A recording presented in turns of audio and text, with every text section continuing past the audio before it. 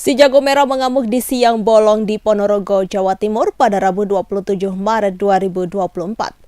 Api membakar rumah milik Mardi di Desa Polorejo, Kecamatan Babadan, Kabupaten Ponorogo. Api tidak hanya menghanguskan rumah, namun juga membakar uang cash senilai 10 juta rupiah, perhiasan emas hingga 15 sak gabah atau setara 3 kuintal gabah. Beruntung tidak ada korban jiwa dalam peristiwa kebakaran ini. Kabid Damkar Satuan Polisi Pamong Praja atau Satpol PP Ponorogo, Bambang Supeno mengatakan, total kerugian mencapai 250 juta rupiah.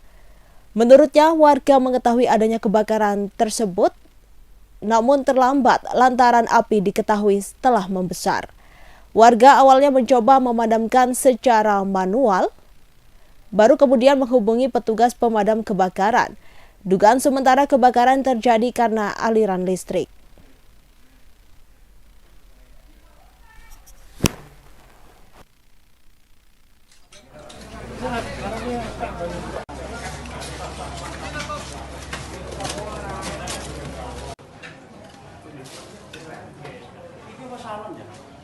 Salon gitu ya.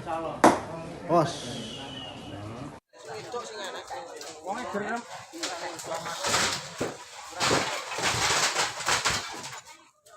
Enggak wis. Wis kok kidul kabeh di sini.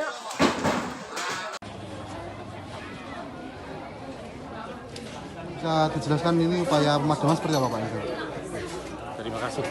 Ini tadi telah terjadi kebakaran, tepatnya di Dugun Beji, Desa Polorejo, Kecamatan Babadan, menimpa rumah milik Pak Mardi. Kebakaran ini diketahui agak terlambat karena tuan rumah ini sedang masak di dapur dan tidak tahu, kemudian akhirnya minta bantuan kepada tetangga. Cuman sayangnya ini tadi kesulitan untuk menghubungi pelayanan pemadam kebakaran karena warga lingkungan sekitar tidak memiliki nomor pelayanan pemadam kebakaran. Dugaan sementaranya, Pak? Diperkirakan ini tadi aliran listrik karena posisi kebakaran berawal di atas, posisi di atas, dan dapur masih aman, tidak ikut terbakar. Terus kerugian berapa?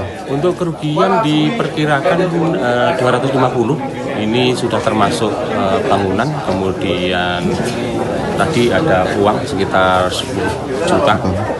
Kemudian ada barang elektronik, televisi, kemudian ada padi yang sekitar 9 sak ya, 9 karung.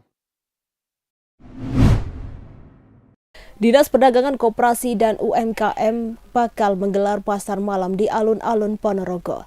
Rencananya pasar malam akan digelar mulai tanggal 31 Maret 2024 sampai 22 April 2024. Kabid Pasar Disperdakum Ponorogo menjelaskan bahwa pihaknya akan menyediakan 200 lapak untuk usaha mikro kecil menengah atau UMKM dan ada ratusan lapak hiburan lainnya. Pendaftaran akan dibuka selama 2 hari mulai Selasa 26 Maret 2024 hingga Rabu 27 Maret 2024. Para pelaku UMKM bisa mendaftarkan di Gedung Sentra Industri Disperdakum di Jalan Trunojoyo, Kelurahan Mangkujayan, Kecamatan Kabupaten Ponorogo. Untuk 200 lapak yang disediakan, Okta mengklaim Disperdakum bakal memprioritaskan pelaku UMKM lokal, di mana persentasenya mencapai 70% dari UMKM Ponorogo. Sisanya sekitar 30% dari pelaku UMKM luar kota.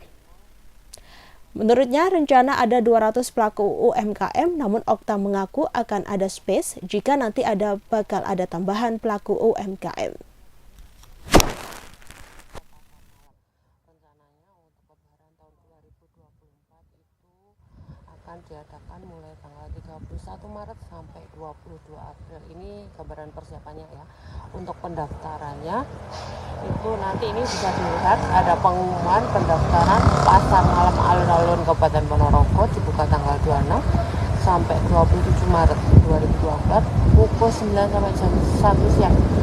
Kembar di Gedung Sentra Industri Jalan Purwojoyo nomor 94 Mangkujayan Ponorogo.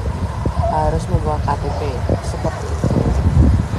Ini sudah mulai persiapan, kemarin sudah di-vlog walaupun masih tanggal 31 Maret bisa dilihat beberapa wahana sudah mulai ada ya. Ini persiapan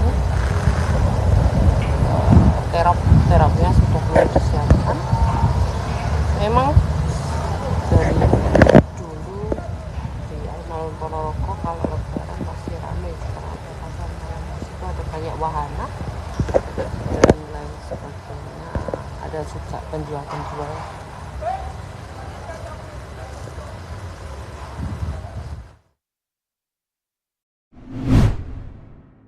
Beredar video amatir di media sosial, dua perempuan sekaligus tenaga kesehatan terburu-buru masuk ke dalam bus sembari mengenakan sarung tangan. Dua petugas itu langsung membantu persalinan seorang ibu yang sedang melahirkan di kursi penumpang. Petugas medis hanya melakukan pemotongan tali pusar, nampak bayi yang sudah keluar dari rahim terus menangis. Terlihat dalam video bayi berusaha ditenangkan dengan cara diselimuti. Kemudian salah satu tenaga kesehatan menggendong bayi di bawah lampu terang guna memberikan kehangatan. Diketahui petugas kesehatan yang menangani kejadian tersebut dari Public Safety Center 119 Kabupaten Madiun. Kejadian ini berada di Jalan Raya Surabaya Madiun, Kecamatan Kabupaten Madiun. Petugas PSC 119 Elvira, Indiana menuturkan peristiwa persalinan terjadi pada Minggu malam 24 Maret 2024. Menurutnya, sang ibu melahirkan di dalam bus saat perjalanan mudik menuju ke kampung halaman Bangkalan, Madura. Dirinya menambahkan diketahui kondisi bayi sudah lahir saat bus keluar dari exit tol Dampil, Madiun. Sehingga pihaknya langsung melakukan tindakan persalinan di dalam bus. Identitas ibu bayi bernama Fadila, berusia 22 tahun. Saat itu di tengah perjalanan, perut Fadila merasakan kontraksi hingga melahirkan bayi perempuan di dalam bus. Elvira menambahkan kondisi bayi dan ibu dalam keadaan sehat dan telah dirujuk ke RSUD Dr. Sudono karena harus diobservasi.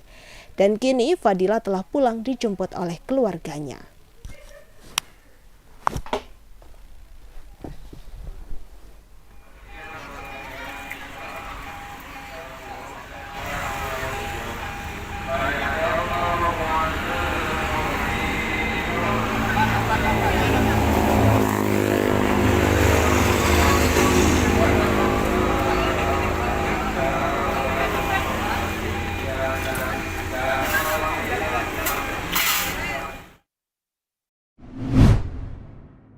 Sidang pertama sengketa hasil Pilpres 2024 di Mahkamah Konstitusi diwarnai dengan demo di Patung Kuda pada Rabu 27 Maret. Dalam demo tersebut, dua kubu pro dan kontra saling berhadapan hingga bertanding orasi yang berapi-api. Dikutip dari Kompas.com, polisi telah menutup Jalan Medan Merdeka Barat ke arah istana. Akses jalan dibarikade menggunakan beton berukuran tinggi. Hal itu dilakukan untuk menghalangi massa pendemo melakukan aksi hingga gedung Mahkamah Konstitusi. Polres Metro Jakarta Pusat menerjunkan sebanyak 1.233 personil untuk mengawal sidang sengketa hasil Pilpres. Sementara dari pantauan Facebook Tribun Jakarta, terlihat massa pro dan kontra terkait hasil Pilpres 2024 melakukan demo. Kedua kubu saling berhadapan hanya berselang satu ruas jalan. Massa yang menolak hasil pemilu didominasi oleh emak-emak hingga bapak-bapak. Mereka mendukung adanya gugatan hasil Pilpres di Mahkamah Konstitusi. Dijelaskan, sebagian dari mereka merupakan relawan dari Anies Baswedan dan Muhaimin Iskandar. Sementara massa yang berisi anak muda berorasi meminta agar publik menghormati hasil Pilpres 2024.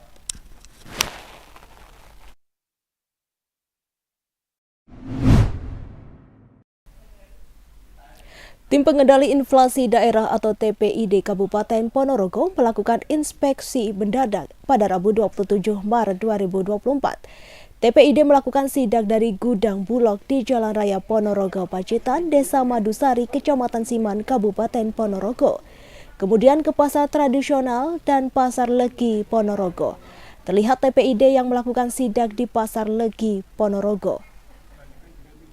Mereka bertanya bagaimana harga kebutuhan pokok, mulai dari harga daging sapi, daging ayam, beras, cabai, sayur mayur, dan juga minyak kita. Dan berikut wawancara TPID Pemerintah Kabupaten Ponorogo, Harjono.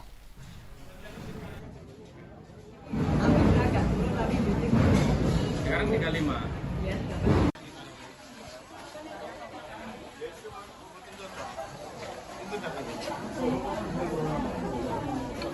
Mbak Fitri Malibu.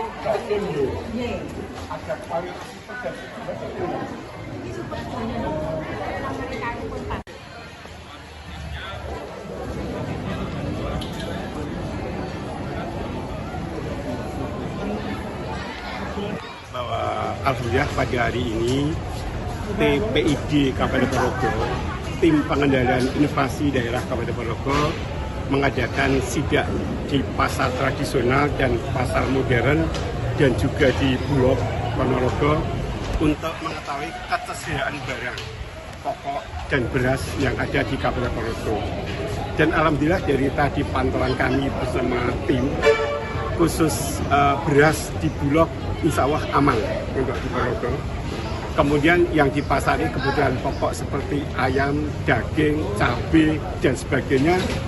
Pertama, ketersediaannya aman dan harganya alhamdulillah justru cenderung menurun dibandingkan dengan pekan yang lalu. Nah itulah alhamdulillah kita sidak di sini manfaatnya seperti itu.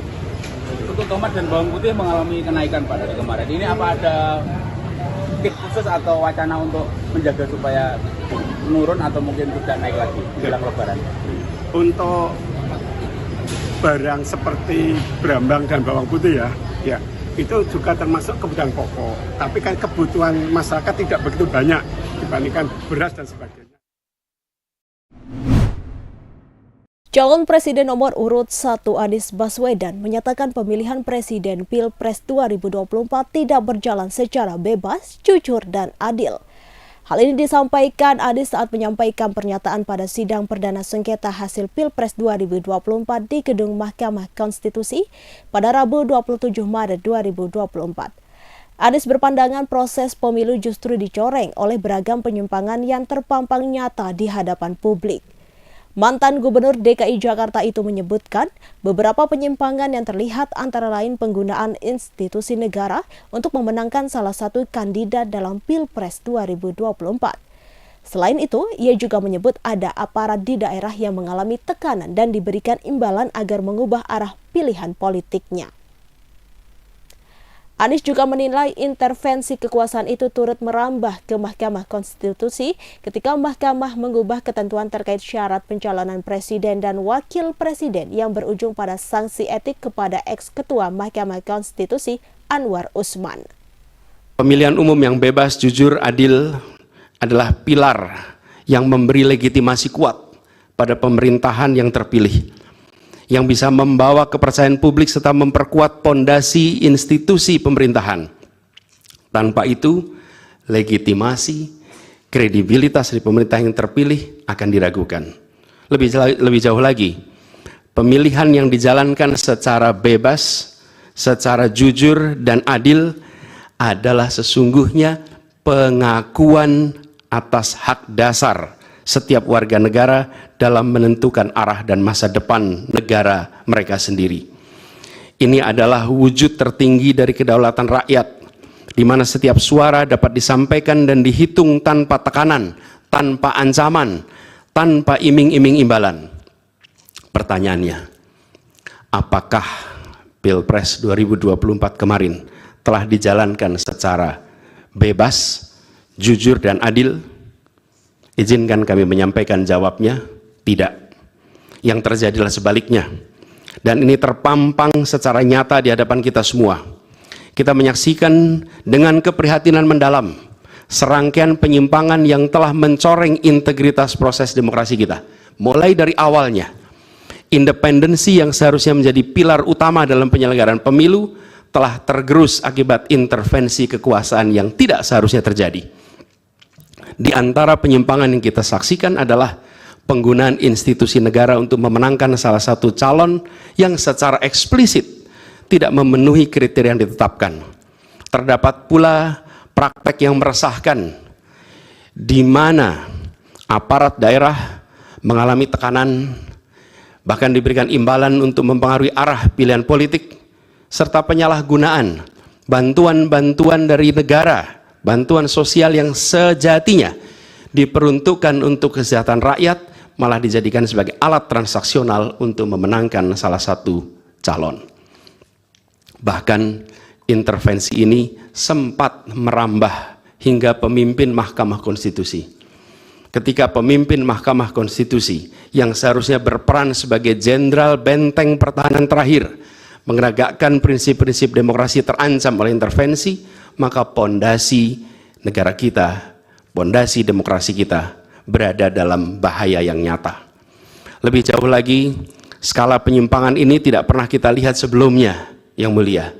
Kita pernah menyaksikan penyimpangan seperti ini di skala yang kecil, pilkada, populasi kecil, tapi dalam skala yang amat besar dan lintas sektor baru kali ini kita semua menyaksikan.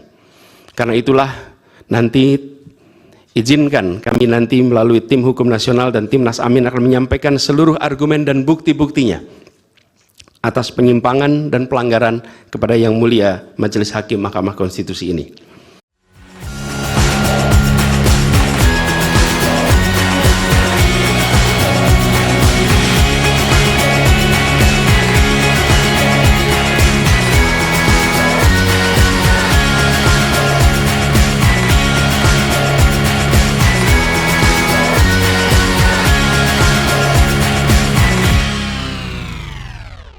Download Tribun X sekarang, menghadirkan lokal menjadi Indonesia.